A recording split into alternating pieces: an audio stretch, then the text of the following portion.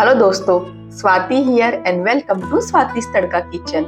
आज हम बना रहे हैं व्रत वाले स्वीट पोटैटो चिप्स, वो भी एकदम क्रिस्पी। तो चलिए झटपट फटाफट शुरू करते हैं आज की रेसिपी। सबसे पहले लेते हैं स्वीट पोटैटो।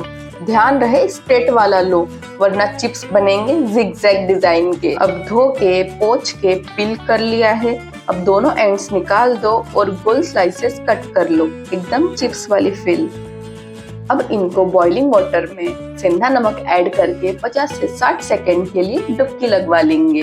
अब इनको पानी से निकाल के एक कपड़े या रैक पे थोड़ा ड्राई कर लेंगे। अब असली मजा आएगा ना वीडियो।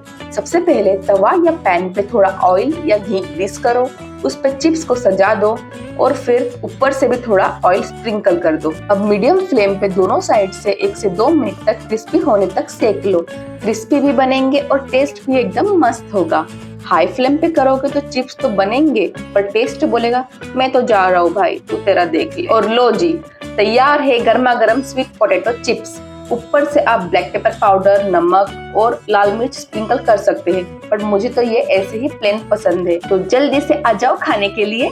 फिर मिलेंगे एक नई रेसिपी के साथ। Tata bye bye, take care. तो